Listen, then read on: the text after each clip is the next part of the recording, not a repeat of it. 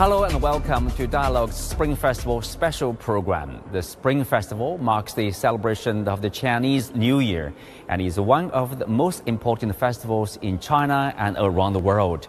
In December last year, UNESCO added the Spring Festival to the list of the intangible cultural heritage of humanity. To celebrate this, the Chinese Traditional Culture Museum in Beijing is currently showing a special exhibition called the Themed Exhibition on Spring Festival Celebrations. Let's find out more about this special event and also about the special craftspeople in China called Cultural Heritage Inheritors, who carry on ancient cultural craft making.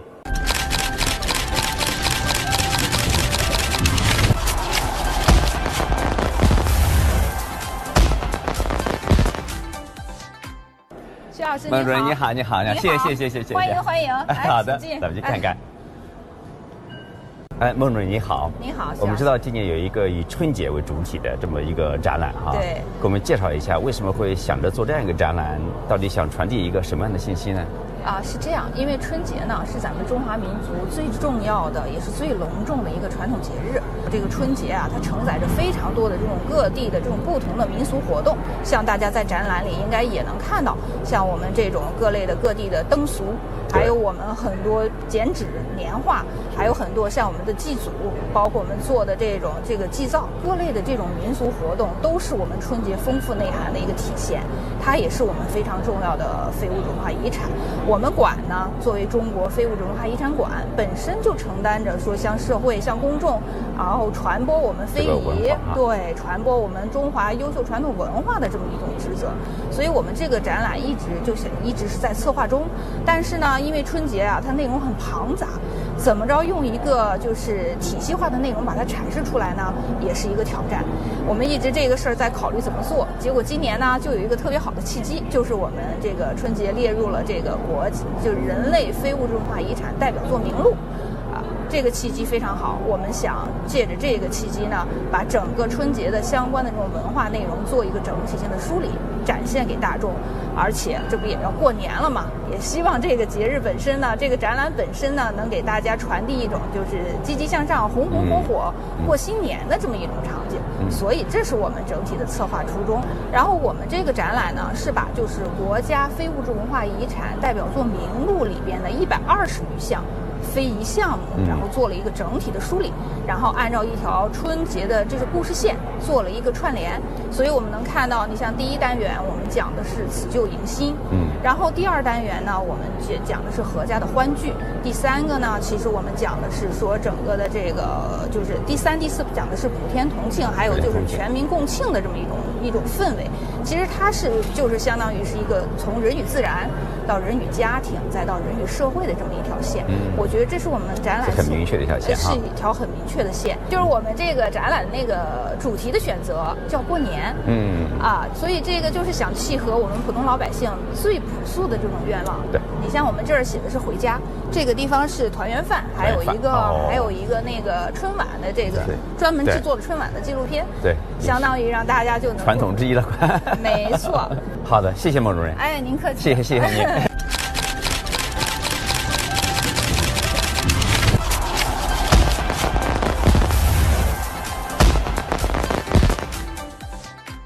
Now here we are in the stores of the dough figurines. We can see the dough figurines in the form of a variety of things, rabbits, monkey king, flowers, vegetables, of course, historical and cultural figures. And beside me is Mr. Chen, who is a cultural heritage inheritor of dough figurines. And also joining us are Flora Liu, founder of Joyview Education, and our longtime friend Einar Tangen, who is from the Taihe Institute. Welcome. And Mr. Chen, as I understand, he's going to show us how to produce this vivid, people like dough figurines. Ready for the challenge? Yes, we're ready. 陈先生，请你给我们介绍一下，以及教我们怎么做吧。我是陈氏面人的第5代传承人。这个陈氏面人在我们家传承了200多年。这个我今天带了，这是我们那个圆面。对，你可以看一下。圆面这是最原始的原生态的面，这个面要经过发酵5、6年之后才能达到这个程度。柔韧性、可塑性是最强的时候，最好的。那发酵好了以后，5、6年以后就可以拿来做、对，就可以拿来用，可以做，可以做小的。但是我们这个发酵好之后，最好的面我们能做大的，能做到好几米，3米、5米的都可以做。And imagine it's like a 3-meter stall or 5-meter stall. Yeah, but I mean the detail. I mean the mail on the legs and things like that. And every single detail is incredible. And you can see the facial expressions of these figurines, very vivid. 那你今天要教我们做个什么呢？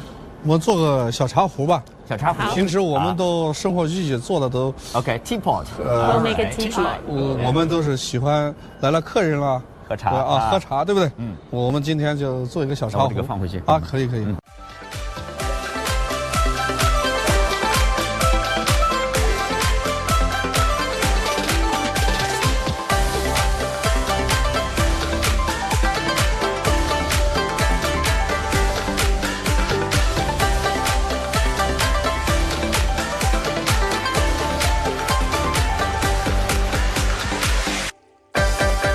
From what I've seen, it's a combination of something that's been around a long time. It developed a very specific expertise. I mean, how to make the dough, how to shape it, all of the elements that go into it. But there's also a deeper cultural meaning. And is that the essence of intangible cultural heritage? 这个历史应该已经有将近2000年了，是不是？应该是最早是汉代传下来的。这个史书记载是汉代，但是我们陈氏面人，我们面人，其实在我们家，我们老辈人，我们敬的祖宗是人皇爷。因为学捏面人的时候，刚开始学的就是尸骨铜金。第一步就先让你背这些从盘古之间分为天地。人皇女娲捏男女，就是人皇女娲娘娘捏泥人捏泥人那个时候开始的。反正我们敬的就是人皇爷做老祖宗啊，就是以前不管每个行当每个门他们都有他们的祖先。你像木工，他们敬的是鲁班。Wonderful stories and also wonderful figurines. Thank you, Mr. Chen. Thank you for your time and 谢谢陈老师。Your lesson. 谢谢陈老师，不客气。谢谢。Let's demonstrate our products, I guess.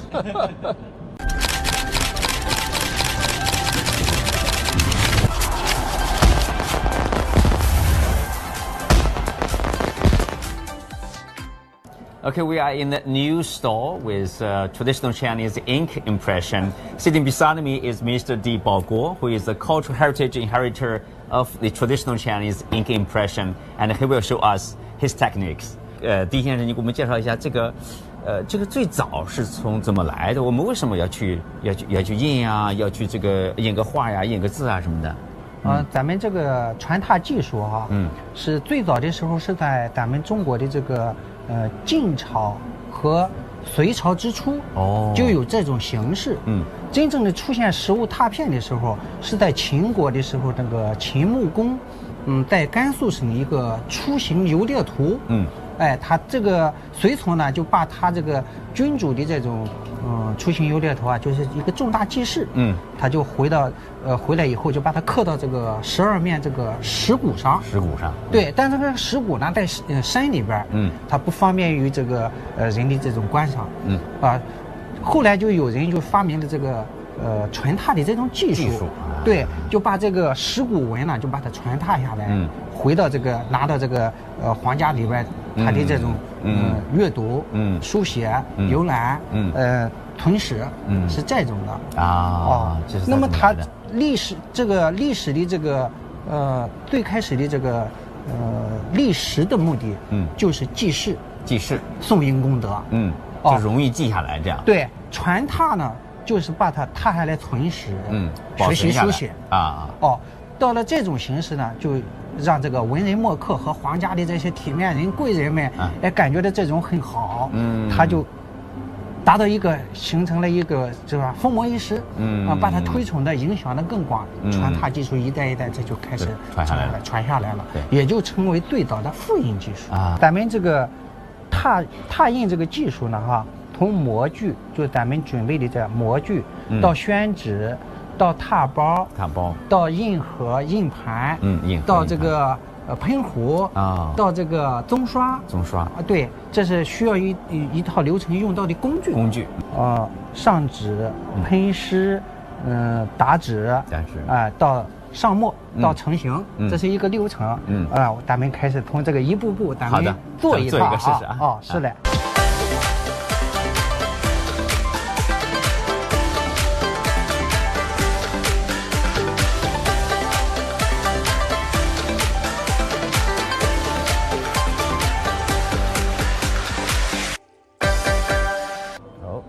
对，这是蛇年大节。Year of Snake. Good luck, auspicious. Cultural heritage always goes back to a beginning. Like you said, this was a way of spreading knowledge. This is your Gutenberg press. Yes. Practical purpose. Yeah. 现在还有一些新的，像这熊猫啊或什么，这是后来咱们自己做的这种文具是吧？对。这是你比如说这个黑神话的孙悟空 ，Black Myth 悟空。This is a fashion. 踏出来的这个。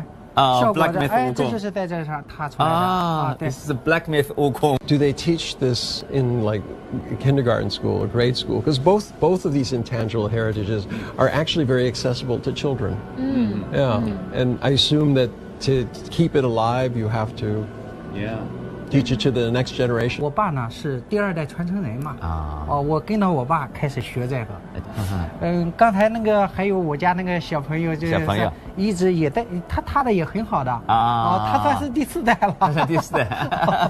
So both of these intangible heritage are actually living. They're actually being taught in schools, not mandatory, but elective. If you like it, you can try it. Yes. That's even in some international schools, they have elective courses like this. Access of Chinese culture, part of the culture. Because Chinese parents hope their kids can, pick up the baton of culture and traditions. All right, let's show our product. Masterpiece. How much we have learned. Character of Fortune and Year of Snake. Yeah.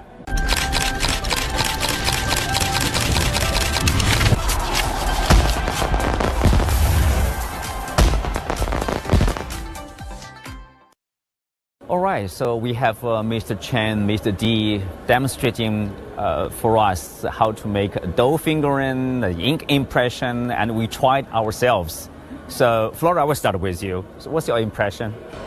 That was more fun than I thought. It was very easy to get started, but in order to reach that level of intricacy, you need a lot of practice. Well, when I was little, I played with Play-Doh, which is similar but has completely different, and I wasn't very good at it. And I was surprised I was able to do anything, but it was fun. But what it did to me is you start to wonder, why is this intangible heritage? Good question. And it goes back to this issue about what's behind it. All right. Now, obviously, the printmaking. This was a way of, communicating, taking the books, as you were telling me about that, and then the Play-Doh. These were actually, they would be talking and making these figurines, and then they would put them on sticks, and they'd use them like puppets, and they would tell a story, and each one had some sort of meaning. So it's the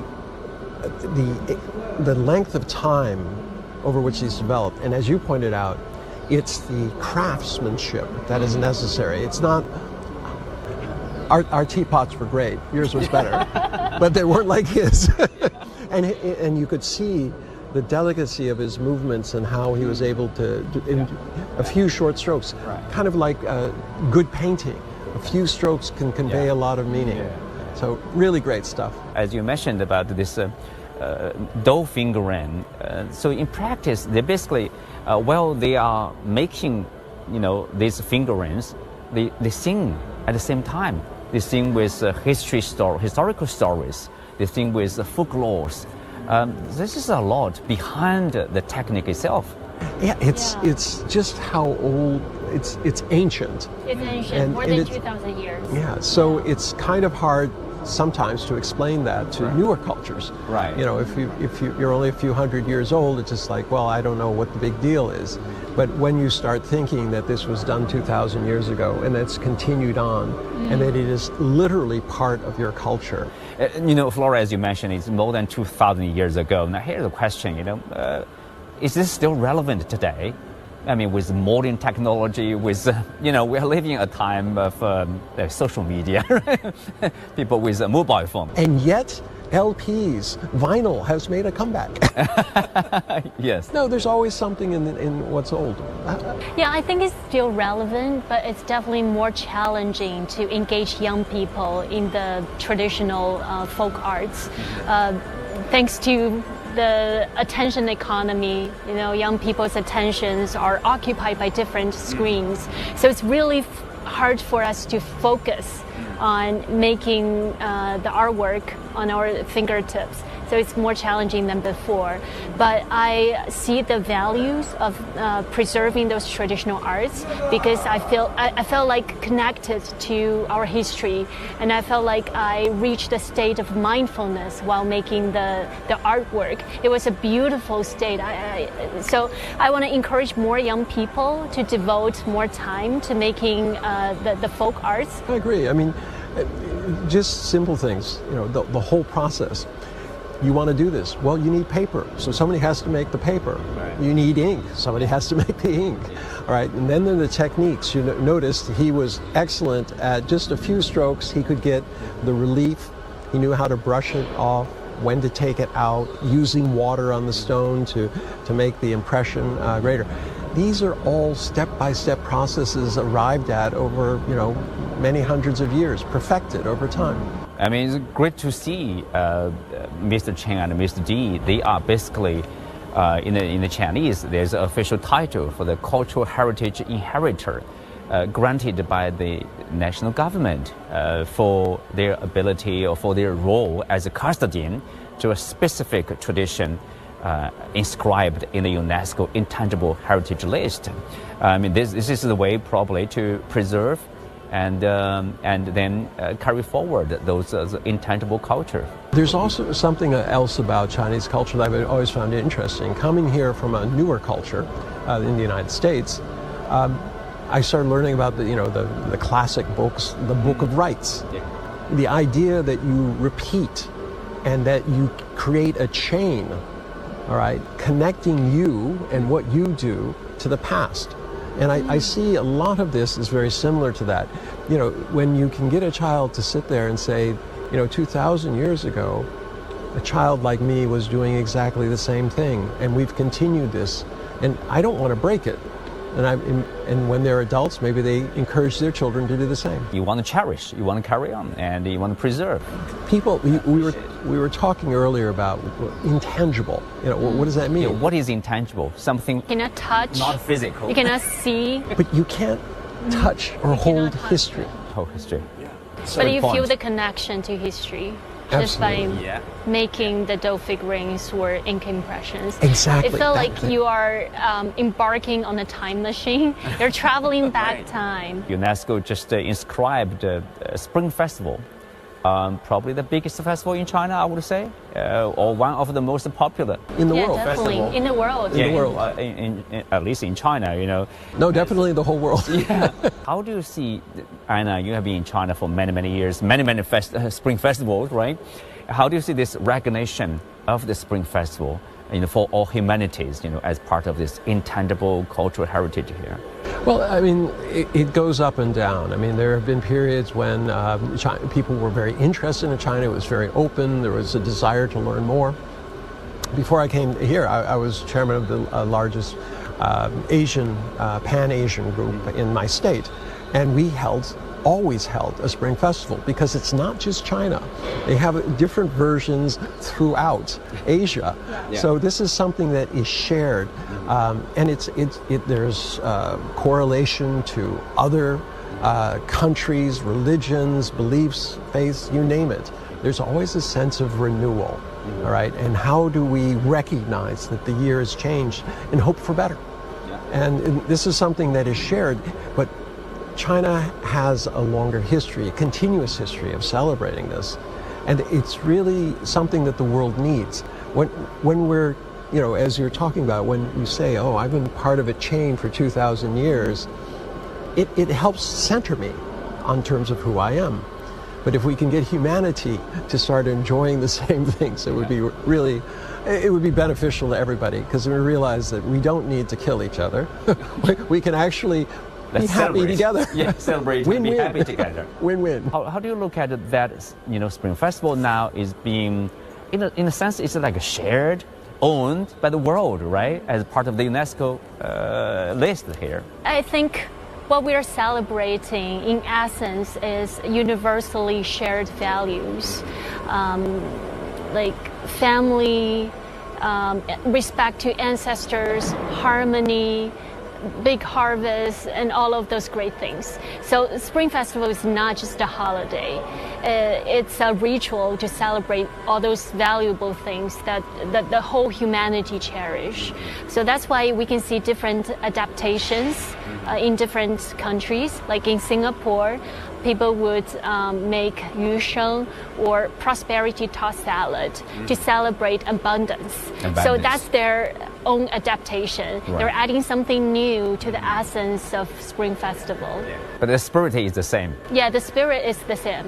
Abundance. The culture and water are the same. They flow wherever they can, right. And they have an influence. Well, a lot of practices, but some of them are common, I would say. Like, you know, in a sense, you know, the Chinese people, however far away, you will go back home to visit your parents and celebrate this moment together, you know, with your children, with your parents. It's we call it a family reunion, you know, yearly. Very important. That's also an important part of the value, basically shared by everybody, right? It's also a time to reflect. Because when I came here in 2000, I actually went to Qinghai, which is at that time, very in poor. The far western part of China. And very barren. I mean, you go along and the hillsides are just clay and mud and things like that. Now you go back, they're all forested. It's amazing transition. Yeah. But I saw a guy standing by the side of the highway next to a house. And I said, he's smiling. And I thought, oh, I have to stop. So I said, stop. And they're like, why do you want to stop? I want to talk to that guy. So I went and talked to him, and I said, you seem pretty happy. He says, yeah, life is great. Now, his house did not have a door. It had 2 blankets. He didn't have windows. He didn't have indoor plumbing. I saw inside the house, he only had a beaten floor. I mean, it was earth floor, okay? And he had 1 electric line coming in. And I said, well, why are you so happy? Oh, he says, this, you know, a few years ago, I ate meat once a year during the Spring Festival. Yeah. He says, now I have meat every week. Every week. Okay. And that's a progress. Well, and his door to his house was from here to there, to the road. So literally every time a truck went by, his blankets flapped because things like that. And I said, do you think your house is a little close to the road? He said, this road, my children walk to school on this road. They're going to get an education. I never had an education. Wow. Okay. And he said, the other way, I used to have to take, it was 1 day to the nearest market to take my produce. He says, there was another market, I could make more money, but it was 2 days away. So if I went there for 1 day, it would take me 5. If I went the other one, it took me 3.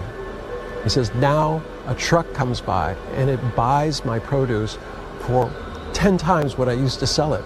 He says, I'm happy. So, you know, once you start reflecting on the way things were not so many years ago, perhaps it's time to be a little bit thankful too.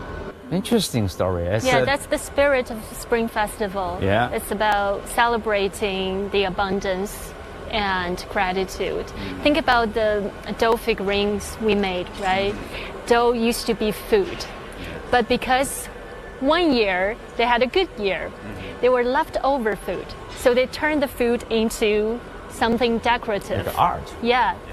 Yeah, so the spirit of the Spring Festival is always to be grateful, always celebrating the abundance, always seeing the world from the half cup full angle, so that you are so grateful to everything and every day. Well, speak of the celebration, I wonder, you know, which is your favorite part of this Spring Festival It's definitely Xiaoxue, staying up to the late night of New Year's Eve with my families.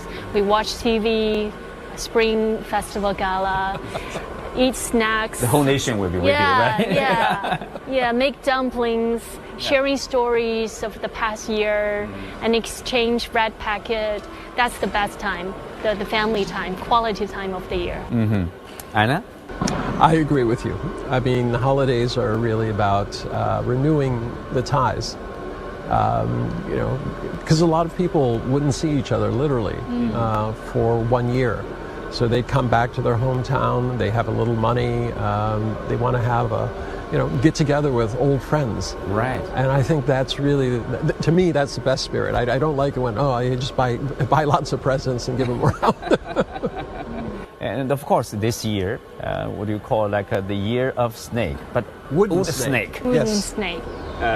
12 animals, 5 elements. Okay, test here for you. How much do you know? Why wood snake? 5 elements, the elements of around us that make up everything, and then these 12 zodiacs. So if you do 12 times 5, it's 60. 60. So there's a sense that there are cycles that go around. And what's interesting, as you pointed out, in America, we've only had 4 cycles. But if you have 2,000 years, you've had a few more. A few more. But this really goes to the heart of civilization. This idea that over time you develop this kind of sense that things do not repeat, but they do rhyme, as many people say. So and it's very. The people, the astrologers, say that there are certain things that go together, like wood and a rabbit is a good year, all right, and metal rooster is a good year. So, interesting. Well, they each have different characteristics. It's kind of fun, but it also reflects, this idea that there's change and continuity. Yeah, change and continuity. Kind of the yin yang, the I Ching. So. Year of snake, what does it mean? Anything special of this year? Just like a snake would shed its skin, right? The year of snake symbolizes renewal, transformation. So this is the perfect timing for us to make new plans, to open a new chapter of life. So for me, I decided to write a book this year. I'll try.